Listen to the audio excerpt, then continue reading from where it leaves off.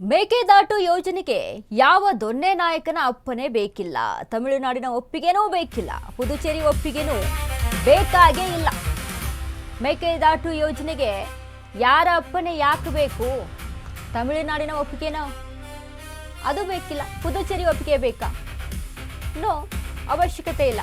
ಮೇಕೆದಾಟು ಯೋಜನೆಗೆ ಕೇರಳಂ ಸರ್ಕಾರದ ಪರ್ಮಿಷನ್ ಸಹ ಬೇಕಿಲ್ಲ. ಹಾಗಾದ್ರೆ ಯಾವಾಗ ಈ ಯೋಜನೆ ಕೈಗೆತ್ತಿಕೊಳ್ತೀರಿ?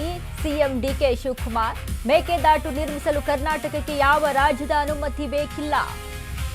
ಮೇಕೆದಾಟು ಜಲಾಶಯ ನಿರ್ಮಾಣಕ್ಕೆ ನೆರೆ ರಾಜ್ಯಗಳ ಒಪ್ಪಿಗೆ ಅಗತ್ಯವಿಲ್ಲ.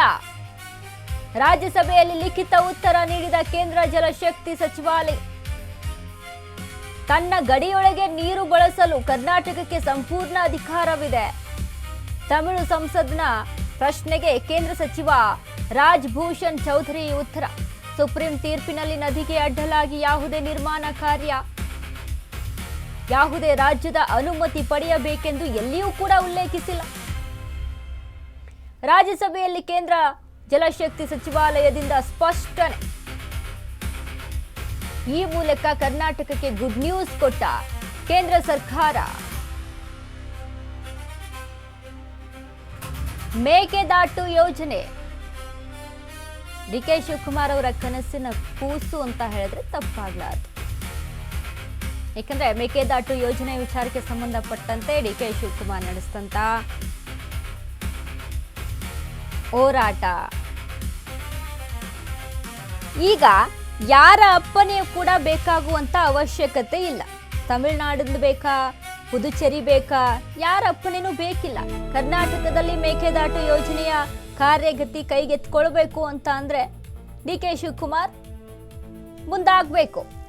ಮೇಕೆದಾಟು ಯೋಜನೆ ವಿಚಾರಕ್ಕೆ ಸಂಬಂಧಪಟ್ಟಂತೆ ಈಗಾಗಲೇ ಜಲಾಶಯ ನಿರ್ಮಾಣಕ್ಕೆ ನೆರೆ ರಾಜ್ಯಗಳ ಒಪ್ಪಿಗೆ ಅಗತ್ಯವಿಲ್ಲ. ರಾಜ್ಯಸಭೆಯಲ್ಲಿ ಲಿಖಿತ ರೂಪದಲ್ಲಿ ಉತ್ತರವನ್ನ ನೀಡಿದಂತಹ ಕೇಂದ್ರ ಜಲಶಕ್ತಿ ಸಚಿವಾಲಯ, ಕೇಂದ್ರ ಸರ್ಕಾರದಿಂದ ಗುಡ್ ನ್ಯೂಸ್ ಇದು. ಈಗ ಇರುವಂತ ಪ್ರಶ್ನೆ, ಯಾವಾಗ ಕಾರ್ಯ ಕೈಗೊಳ್ತೀರಾ ಡಿಕೆ ಶಿವಕುಮಾರ್ ಅಂತ. ಸದ್ಯಕ್ಕೆ ಬಿಡದಿ ಟೌನ್ಶಿಪ್ ವಿಚಾರಕ್ಕೆ ಸಂಬಂಧಪಟ್ಟಂತೆ ಒಂದಿಷ್ಟು ರಾಜಕೀಯವಾಗಿ ಜಟಾಪಟಿಗಳ ನಿರ್ಮಾಣ ಆಯಿತು, ನಿರ್ಮಾಣ ಆಗ್ತಾನೇ ಇದೆ. ಈಗ ಮತ್ತೊಂದು ದೊಡ್ಡ ಒಂದು ತಲೆನೋವಾಗಿ ಸವಾಲಾಗಿದ್ದು ಡಿಕೆ ಶಿವಕುಮಾರ್ಗೆ ಕ್ಯಾಬಿನೆಟ್ ಅನ್ನ ಮೊದಲು ಕಂಪ್ಲೀಟ್ ಮಾಡ್ಕೊಂಡ್ಬಿಡೋಣ ಅಂತ. ಅದಕ್ಕೆ ಒಂದು ಒಳ್ಳೆ ಮುಹೂರ್ತ ಬೇಕು. ಮುಹೂರ್ತ ಅನ್ನೋದಕ್ಕಿಂತ ಸರಿಯಾಗಿ ಸಮಯಾವಕಾಶ ಒದಗಿಸಿ ಬರಬೇಕಾಗಿತ್ತು. ಈಗ ಅದರಲ್ಲಿ ಬ್ಯುಸಿ ಆಗಿರುವಂಥದ್ದು. ಬಟ್ ಮುಂದೆ ಇರುವಂಥದ್ದೇನು?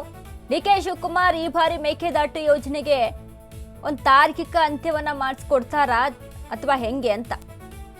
ಮೇಕೆದಾಟು ಯೋಜನೆ ಕಾಂಗ್ರೆಸ್ನ ಅನ್ನೋದಕ್ಕಿಂತಾನು ಅದರಲ್ಲೂ ಡಿಕೆ ಶಿವಕುಮಾರ್ ಅವರ ಮುಂದಾಳತ್ವದಲ್ಲಿ, ಡಿಕೆ ಶಿವಕುಮಾರ್ ಅವರ ಕನಸಿನ ಕೂಸು. ಈಗ ಯಾರ ಅಪ್ಪನೆಯೂ ಕೂಡ ಬೇಕಿಲ್ಲ. ಕೇಂದ್ರ ಜಲಶಕ್ತಿ ಸಚಿವಾಲಯ ಕೂಡ ಇದಕ್ಕೆ ಸ್ಪಷ್ಟನೆಯನ್ನ ಕೊಟ್ಟಿದೆ. ತಮಿಳು ಸಂಸದನ ಪ್ರಶ್ನೆಗೆ ಕೇಂದ್ರ ಸಚಿವ ರಾಜಭೂಷಣ್ ಚೌಧರಿಯ ಉತ್ತರ ಇದು. ಸುಪ್ರೀಂ ತೀರ್ಪಿನಲ್ಲಿ ನದಿಗೆ ಅಡ್ಡಲಾಗಿ ಯಾವುದೇ ನಿರ್ಮಾಣ ಕಾರ್ಯ ಕೈಗೊಳ್ಳಲು ಅನುಮತಿ ಪಡೆಯಬೇಕೆಂದು ಎಲ್ಲಿಯೂ ಕೂಡ ಉಲ್ಲೇಖಿಸಿಲ್ಲ. ಸುಪ್ರೀಂ ತೀರ್ಪಿನಲ್ಲಿ ಸುಪ್ರೀಂ ಏನ್ ತೀರ್ಪನ್ನ ಕೊಟ್ಟಿದೆ ಅಲ್ಲ, ಅದರಲ್ಲಿ ನದಿಗೆ ಅಡ್ಡಲಾಗಿ ಯಾವುದೇ ನಿರ್ಮಾಣ ಕಾರ್ಯ ಕೈಗೊಳ್ಳಲು ಅನುಮತಿ ಪಡೆಯಬೇಕೆಂದು ಎಲ್ಲಿಯೂ ಕೂಡ ಹೇಳಿಲ್ಲ. ಬಟ್ ಯಾಕೆ ಡಿಲೇ ಆಗ್ತಾ ಇದೆ? ಡಿಕೆ ಶಿವಕುಮಾರ್ ಯಾವಾಗ ಕೈಗೆತ್ಕೊಳ್ತೀರಿ ಈ ಕೆಲಸವನ್ನ? ಯಾವಾಗ ಪೂರ್ಣಗೊಳಿಸ್ತೀರಿ? ಮೇಕೆದಾಟು ಜಟಾಪಟಿ ನಿಜಕ್ಕೂ ಈ ಬಾರಿ ಏನಾದ್ರೂ ಡಿಕೆ ಶಿವಕುಮಾರ್ ಕೈಗೆತ್ಕೊಂಡು ಈ ಕಾರ್ಯವನ್ನ ಕಂಪ್ಲೀಟ್ ಮಾಡಿ ಕೊಟ್ಟಿದ್ದೆ ಆದ್ರೆ